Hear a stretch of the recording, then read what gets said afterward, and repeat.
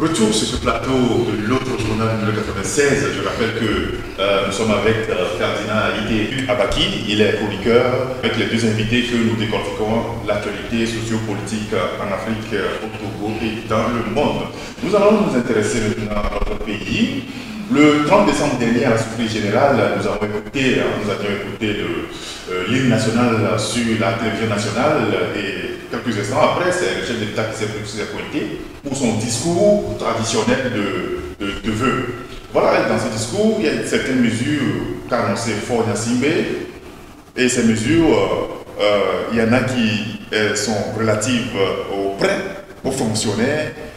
Luc, vous savez où on en est aujourd'hui avec les prêts qu'on a décidé de octroyer aux fonctionnaires? Alors, c'est vrai que le 30 décembre, le président de la République a fait un discours plus ou moins bref. C'est vrai qu'il a été un peu plus long cette fois-ci. Et dans ce discours, il a annoncé un certain nombre de mesures. Bon, alors, puisqu'on se focalise sur la question des prêts, je sais qu'il a dit que dès la semaine prochaine, c'est-à-dire donc la semaine qui vient de s'écouler, une avance d'1 mois serait donc octroyée à l'ensemble des fonctionnaires de l'administration publique et parapublique. Il semblerait que le Trésor public a déjà réagi pour certains fonctionnaires, mais je sais que dans les entreprises parapubliques, pour l'instant, ce problème n'est pas encore réglé. Bon, on attend de voir si ça sera résolu. Mais sur le principe même de cette avance, c'est vrai, il y a eu beaucoup de débats autour, pour la simple raison que le but visé est en réalité de juguler ce que nous constatons aujourd'hui dans le pays et qui est appelé la cherté de la vie. Alors, est-ce qu'un prêt supplémentaire peut résoudre le problème de la cherté de la vie? Évidemment que non. Pour la simple raison que la cherté de la vie est occasionnée par le manque de ressources adéquates. Et donc, les produits sont devenus plus chers sur le marché parce qu'il n'y en a pas à provision. Simplement parce que nous ne produisons pas suffisamment ce que nous consommons. Et donc, nous importons tout de l'extérieur. Et ça veut dire que lorsque les conditions de transport maritime, par exemple, des produits deviennent plus sérieuses, évidemment, ça a une répercussion justement sur les prix. Donc, la solution, peut-être, elle est juste circonstancielle, mais elle ne peut pas résoudre le problème de la cherté de la vie. Et je pense qu'au regard de cette situation-là, nos gouvernants doivent commencer à réfléchir à comment faire pour trouver des solutions pérennes et adéquates aux problèmes qui se posent à nos sociétés aujourd'hui. Nous avons l'impression que nos dirigeants ont tendance à trouver des solutions conjoncturelles à des problèmes structurels. Et donc, ça devient un rebondissement chaque année ou à chaque fois. Donc, il faut qu'on commence à investir sérieusement dans les secteurs productifs, notamment dans l'agriculture. Et donc, lorsque vous ne produisez pas ce que vous consommez, et vous produisez les produits de rente, le café, le cacao, le soja, juste destinés à des pays extérieurs, juste parce que vous voulez de l'argent, cet argent-là doit pouvoir servir à résoudre vos problèmes d'existence au quotidien, qui sont en premier l'alimentation des individus. Quand vous ne mangez pas, vous n'avez pas d'énergie. Vous n'avez pas d'existence, vous ne pouvez pas envisager autre chose. Donc ça veut dire que normalement, la priorité pour un État, c'est de se focaliser d'abord sur l'agriculture qui produit ce que la société, sa société mange d'abord. C'est ce qui a été fait aux États-Unis, c'est ce qui a été fait en Europe, c'est ce qui a été fait en Inde, en Chine, au Japon, pour permettre un début de transformation de la société. Lorsque les problèmes existentiels de la société sont réglés, on peut commencer à penser au maquillage, c'est-à-dire à tout ce qui est extérieur à l'organisme humain. Et j'ai l'impression que nous naviguons un peu à vue par rapport à cela. J'ai cru comprendre qu'il y a une politique qui a commencé dans le sens de l'agriculture avec des parcs aménagés et tout ça. Je pense que c'est dans ce sens qu'il faut aller. Il faut encourager cela. Il faut investir dans la recherche agricole et faire en sorte que la jeunesse qui sort des filières de l'agronomie, etc., les ingénieurs qui sont là, leurs compétences soient capitalisées sur le terrain. de manière que nous ayons une très bonne production. Sinon, ces solutions conjoncturelles, éphémères, ne résolvent pas le problème et on a comme l'impression qu'il y a un problème de vision, en tout cas en ce qui nous concerne. Merci beaucoup. Ferdinand, on peut dire qu'il faut essayer d'être magnanime en fonction de l'ouest, en voyant cette nécessité.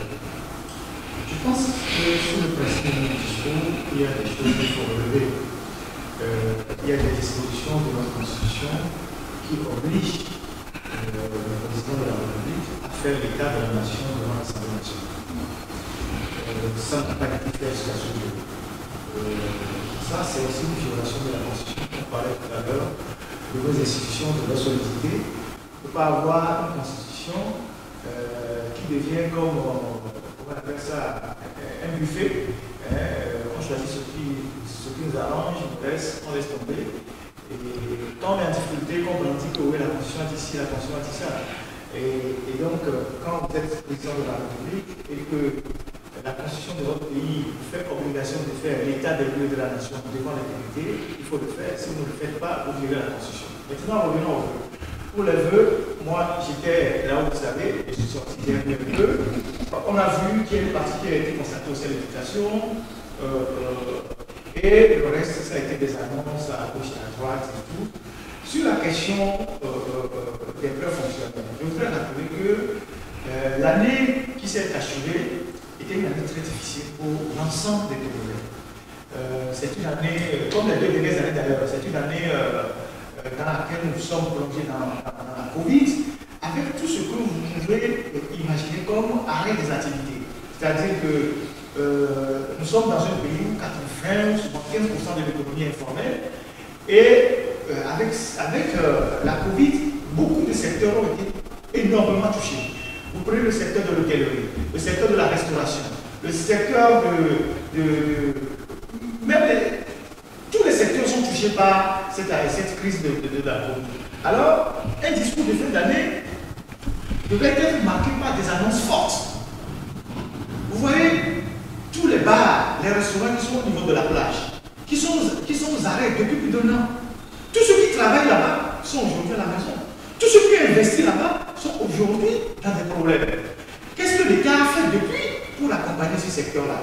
Qu'est-ce que l'État a fait depuis pour soulager le secteur de l'hôtellerie et du tourisme? Qu'est-ce que l'État a fait pour soulager tous les autres secteurs qui ont été impactés par la Covid-19? Donc je pense qu'un discours de fin d'année devait faire le diagnostic avec des chiffres précis et des annonces fortes pour soulager ces secteurs-là. Ça n'a pas été véritablement fait. Et puisque quand vous ne mettez pas, quand vous ne faites pas tourner le secteur informel selon le régime qu'il faut, vous ne créez pas de la richesse dans le pays. Et surtout que nous sommes un pays plus ou moins, un pays difficilement, un pays qui n'est pas tellement industrialisé, qui dépend fondamentalement de l'économie informelle. Maintenant, les annonces sur les salaires, moi je suis dubitatif parce que ce que les Togolais, ce dont les Togolais ont besoin, ce n'est pas un 13e mois qui sera remboursable sur toute une année. Bon, peut-être que ça ne serait pas remboursable. Si, il a dit carrément que ce sera remboursable sur l'année. Il le dit, mais peut-être qu'ils ne vont pas relever. Mais bon, c'est un cadeau, il ne faut pas dire que c'est un cadeau. Togo. Mais je me dis que, bien que ça a été annoncé, ça n'a pas d'impact sur la vie des Togolais. Parce que lorsqu'on vous ajoute un mois de plus de salaire, vous dilatez ça en quelques jours.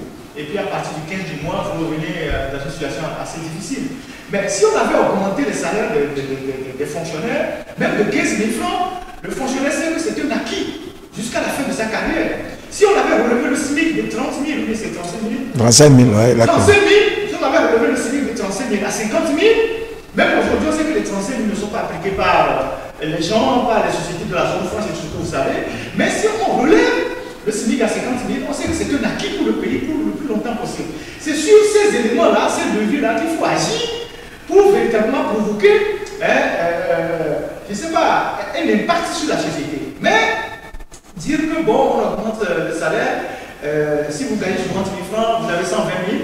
Au bout de 2 semaines, vous bouffez les 120 000 et vous allez payer ça sur, je ne sais pas, sur l'année. Et ça n'a pas d'impact sur la société. Encore qu'il y a déjà d'autres fonctions fonctionnaires qui étaient déjà sous prêt. Vous savez que les fonctionnaires congolais, la plupart sont généralement sous des prêts. Maintenant, ils avaient déjà des prêts qu'on est en train de leur prélever et vous leur ajoutez un second prêt, vous leur ajoutez des problèmes. Donc, moi je pense que c'est ce qu'il faut relever comme faiblesse de ce discours-là. Si nous voulons transformer notre société, comme vous venez de le démontrer, il faut agir sur les leviers qui ont des impacts directs sur la population.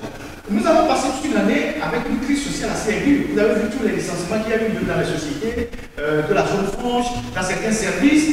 Il y a beaucoup de gens qui sont aujourd'hui dehors. Il y a des gens qu'on a laissés avec la privatisation de Tobocor. Ces gens-là, personne ne sait ce qu'ils sont devenus aujourd'hui. C'est des chômeurs qui se sont ajoutés au lot de ceux qui étaient déjà là. Et la seule activité qui marche aujourd'hui dans notre pays, c'est le taxi moto. C'est pour ça que tout le monde crée des sociétés de vente de motos. Mais les gens oublient que derrière la propagation des taxis moto, c'est le bras valide qui quitte l'agriculture. Bien sûr. Dans les villages aujourd'hui, plus personne ne va au champ. Le gars, il sait que bon, s'il a sa moto, il fait un bon tour, il revient avec 2000 francs par jour. Mais s'il se met à cultiver, ça lui fait au moins 6 mois avant de récolter. Et donc, vous allez dans les villages, il n'y a plus de bras valides. Les gens partent même du Togo pour aller cultiver au Nigeria. Et ils reviennent, les Sogéniens, vous les connaissez. Voilà, acheter la moto, oui. Et donc ça veut dire que notre pays n'a pas créé les conditions pour fixer sur ce territoire les bras valides qui vont continuer à travailler. Quand vous allez au Nigeria, vous allez au Bénin, vous allez au Burkina, au Niger, la plupart de tous les artisans qui travaillent là-bas, que ce soit les staffeurs, les maçons, les caroleurs, les charpentiers, c'est des Togolais. Ça veut dire que le Togolais en réalité n'est pas paresseux, mais c'est que son pays ne lui offre pas les conditions pour pouvoir rester au pays, travailler, gagner sa vie. Et donc, il y a des actes majeurs qu'il faut poser dans ce pays pour booster l'économie et favoriser l'émergence d'une classe moyenne qui puisse permettre à ce que le pays change de statut. Mais on n'agit jamais sur ces leviers-là. On prend des mesures cosmétiques, c'est ce que je disais. On préfère agir sur le conjoncturel alors que normalement, par rapport à la situation de notre pays, il faut des réformes structurelles pour hisser le pays à un niveau donné. Donc, voilà ce que moi je peux relever à travers ce discours-là. Visiblement, il y a un manque de leadership à la tête du pays. Il y a un manque de vision parce que c'est ce qu'il faut voir. Il y a un manque de vision. Et quand vous voyez les pays qui nous entourent, les transformations de ces pays-là, vous voyez le Bénin aujourd'hui, vous comparez les deux discours, vous voyez le Bénin, ce qui se passe aujourd'hui au Bénin. Dans 10 ans, ou bien dans moins de 5 ans même, vous allez voir le visage du Bénin. Il est déjà vraiment. Le visage du Bénin s'est déjà transformé. Ça va continuer davantage. Et c'est le Togo qui va devenir demain le parent pauvre de la sous-région, avec nos rues poussiéreuses, avec nos infrastructures qui n'existent pratiquement pas, nos hôpitaux qu'on n'arrive pas à construire. Quand on lance des chantiers pour construire un hôpital, on ne peut pas construire un hôpital en 1 an, 2 ans. Ce n'est pas possible. Ça veut dire qu'il y a véritablement un problème de leadership dans le pays. Et ce discours, moi je pense, par rapport à tout ce qu'on a traversé toute l'année, le discours devait être un discours beaucoup plus entreprenant, beaucoup plus. C'est pas un discours qui devait vraiment prendre à cœur les problèmes, faire des diagnostics et dégager des pistes de solutions. Mais je pense que quand on se trouve aussi au pouvoir, à un moment donné, on n'a pas de solution pour le problème. Alors, dans mon intervention précédente, je n'avais pas voulu trop analyser le discours, mais Ferdinand m'en donne l'occasion. Je crois d'abord que sur cette question de salaire, c'est vrai, on va dire simplement que la plus belle femme au monde ne donne que ce qu'elle a. Donc on peut considérer que l'État togolais n'a pas les moyens qu'il faut pour augmenter les salaires, sinon on ne va pas s'imaginer que notre président est aussi, manque autant de générosité, de sympathie, d'empathie à l'égard de ses fonctionnaires et tout ça.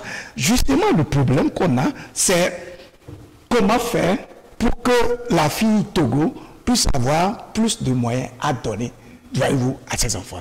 Et c'est en cela que nous devons réfléchir aux solutions les plus pratiques possibles. Sur ce coup, comment doit-on procéder pour faire en sorte que la population puisse se retrouver en ce que les dirigeants font, de manière qu'elle puisse adhérer et accompagner. Je rappelle en fait que toutes les richesses de tous les États sont créées par la population elle-même. C'est-à-dire que l'État par lui-même ne crée pas la richesse. Ce sont les populations qui créent la richesse et l'État recueille une partie de ces richesses à travers les taxes et un certain nombre de mesures qui lui permettent d'engager des ressources à partir desquelles ils peuvent développer une politique. Pour que les populations soient en mesure donc de comprendre ce que veulent faire les dirigeants, il faut leur parler. Et c'est en cela que le discours présidentiel est important, fondamental. Voilà, nous avons un président de la République qui, sur toute l'année, ne s'adresse pas à son peuple. Il ne parle pas, ok. On comprend évidemment qu'il n'est pas de nature à parler souvent. Mais il faudrait que lorsqu'il décide de parler, qu'on ne se dise pas qu'il ne parle pas parce qu'il ne sait pas parler, mais c'est parce que c'est un choix délibéré de ne pas trop parler, de donner un caractère sacré à sa parole. Mais lorsqu'il veut parler, il faut que sa parole respecte un certain nombre de paradigmes, assouvisse certaines aspirations. Sur ce point, malheureusement, le discours présidentiel, de par sa structure et son contenu, m'a laissé un goût d'inachevé. Bien entendu, comme il a dit, qu'on consacre dans un contexte togolais où nous ne sommes pas sous le front direct du terrorisme, près de 40 à 50% du discours sur cette question-là est un problème. Parce que pour impacter le peuple, parce que le discours en fait c'est une adresse. Quand vous voulez vous adresser à quelqu'un, vous devez l'accrocher dès l'entente du discours de manière qu'il se retrouve en ce que vous dites et qu'il soit intéressé à vous suivre de bout en bout et qu'il puisse des éléments importants qui vont définir sa vie durant l'année. Voyez-vous? Donc de ce point de vue, la structure même du discours est un problème. Bien sûr, on a comme l'impression que ce discours-là s'est inscrit dans le registre des formalités. C'est-à-dire que c'est un besoin de le faire, on le fait juste par principe et tout. On félicite juste les forces armées togolaises, les services de santé, et puis bon, le comité scientifique et tout.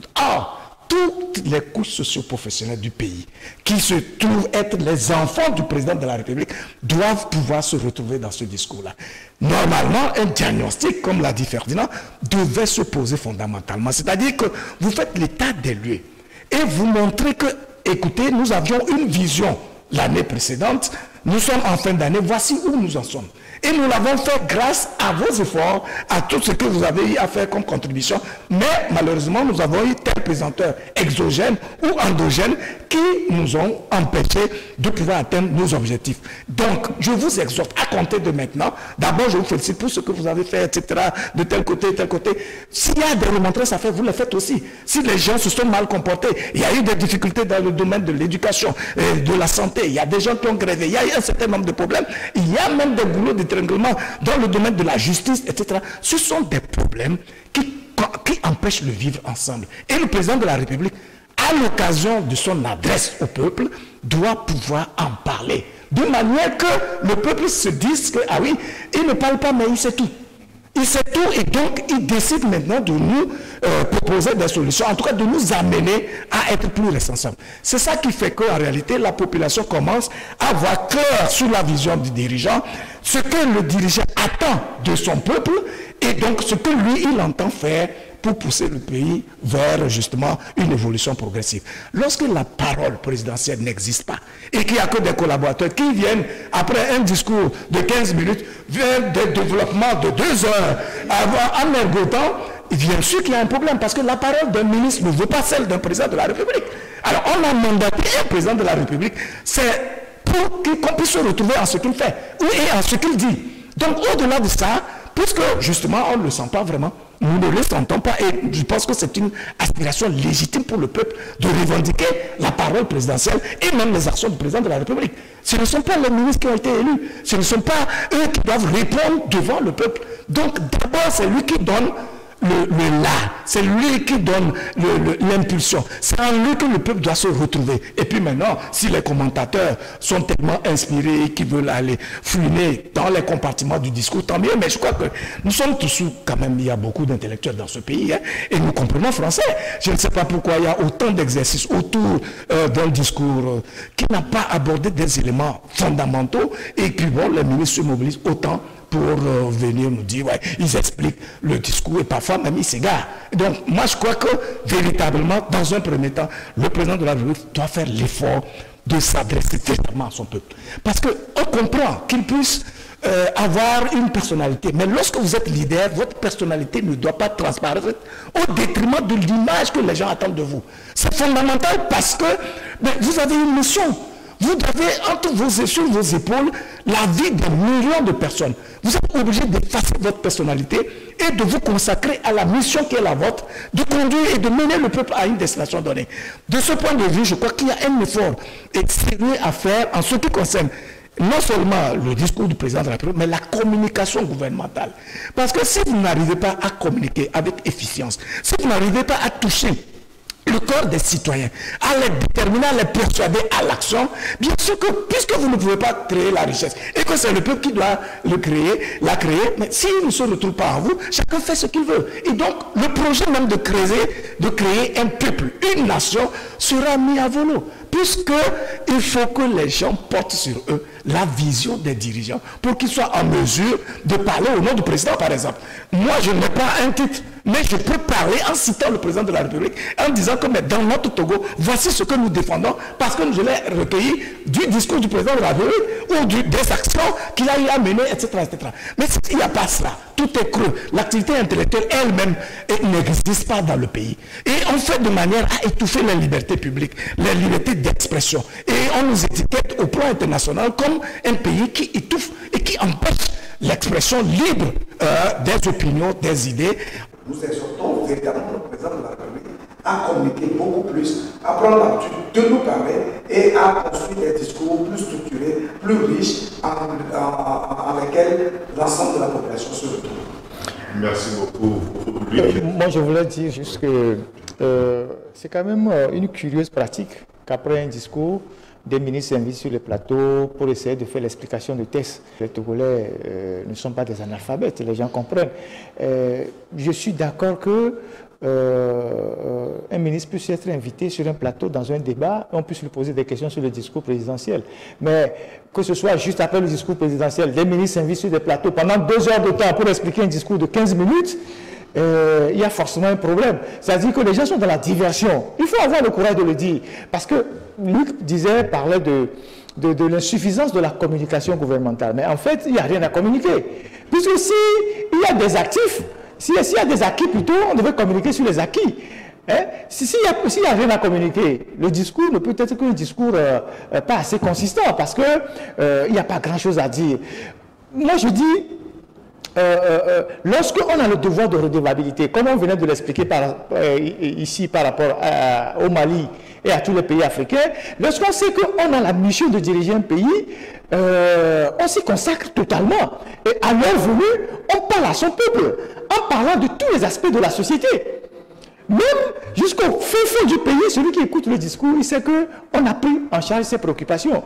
Mais lorsque on le fait parce que, bon, il faut sacrifier la tradition, on ne fait pas l'état de lieu de la nation, et donc, on parle juste 15 minutes, et puis après, il y a des gens qui viennent pour vous faire toute, je ne sais pas, l'explication de thèse, pour vous dire, voilà, on a voulu dire ci, on a voulu dire ça, alors que ces gens-là, c'est pas eux qui sont directement redevables envers le pays, vous voyez. Et donc, moi, j'ai trouvé que, bon, ce n'était pas un discours assez consistant, qui n'a pas pris en charge tous les problèmes du pays. Vous voyez, par exemple, le monde culturel.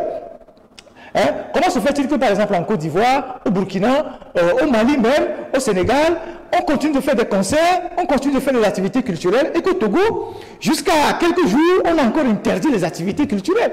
Et donc, c'est une faillite pour le monde culturel aujourd'hui. Quand je vois le Bitrodra qui annonce aux artistes de venir percevoir, par virement bancaire, leurs droits d'auteur qui sont de 25 000, 30 000, 15 000, je ne sais pas ce que les gens vont faire avec ça. Aujourd'hui, il n'y a plus d'activité culturelle dans notre pays. C'est un manque à gagner pour le pays, pour le secteur, pour tous ceux qui sont dans le secteur, parce que ces gens-là n'ont plus qu'à faire ça. Et donc, comment on relève le pays quand on continue de faire une gestion politique de la Covid en interdisant tout dans le pays?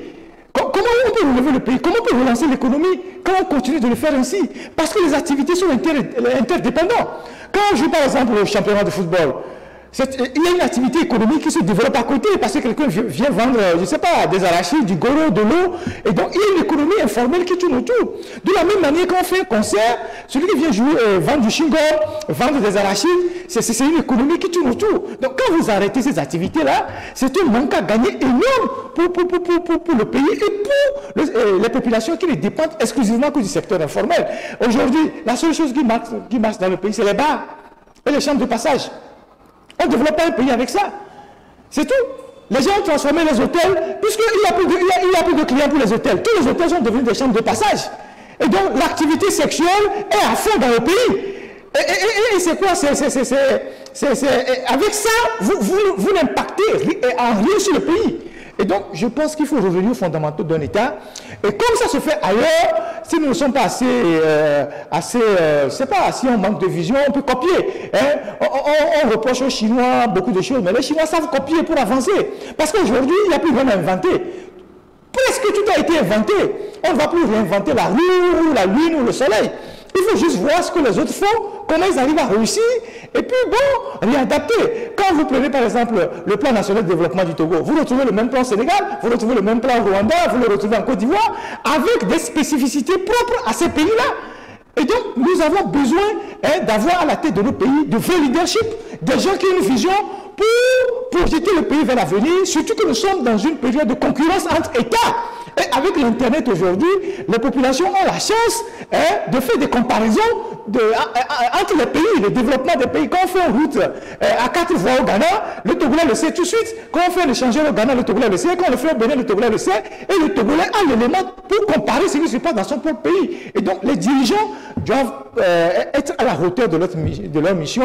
Mais visiblement, le pouvoir lui-même est suffisamment, c'est pas, le pouvoir actuel a tout donné, si je peux dire ainsi, qui n'ont plus rien à proposer à la tête de ce pays. C'est pour ça qu'on sent cette léthargie au sommet de l'État et que, bon, des gens qui veulent nous expliquer ce qui n'existe pas ne peuvent pas convaincre les populations, quoi. Je voudrais juste ajouter, en fait, Ferdinand dit tout à l'heure qu'en fait, c'est parce qu'il n'y a pas d'actif, il n'y a pas d'éléments à donner. On peut même le concéder. Mais au moins, il faut communiquer sur la vision. C'est-à-dire que vous devez pouvoir nous dire ce que vous attendez du peuple et ce que vous voulez faire. Parce que si vous ne le dites pas, il y a un problème. Vous savez, moi j'ai pris soin d'écouter le discours du président sénégalais. J'ai écouté le discours même de Paul Biya, j'ai écouté le discours du Béninois, j'ai écouté le discours du Gabonais. Ali Bongo a fait des reproches à des régimes financiers, aux fonctionnaires des régimes financiers qui se sont permis au cours de l'année de gréver alors que l'État avait des problèmes, etc. Ça, on voit bien les émotions du président de la République. Parce qu'après tout, il faut une transmutation d'énergie. Il faut une communication d'énergie. Il faut qu'on sente les émotions du président de la République. Il faut qu'on sente qu'il est quand même un être humain qui porte sur lui un certain nombre de préoccupations qui sont liées à la vie du pays. C'est une question, je crois, de bon sens et qui relève tout simplement de la raison elle-même. C'est une aspiration qui est légitime. Et il faut comprendre que, comme il a dit, aujourd'hui avec les réseaux sociaux, avec l'Internet, on a le temps de voir tout ce qui se passe à Azerbaïdjan à la minute près. Et partout à la minute près. Donc, dans ces conditions-là, on ne peut plus patiner, on ne peut plus amuser le peuple. Il va falloir vraiment s'engager véritablement. Je crois qu'il y a suffisamment d'intellectuels, des gens efficaces. S'il faut renouveler les énergies, il faut les renouveler autour du pouvoir, il n'y a pas de souci. Mais il faut quand même qu'on sente une certaine vivacité. Pendant que nos dirigeants actuels sont là, on a besoin que l'État soit animé par eux, de manière que nous rentrons dans la dynamique. C'est tout. Merci beaucoup, messieurs. Et observons une petite pause et revenons après.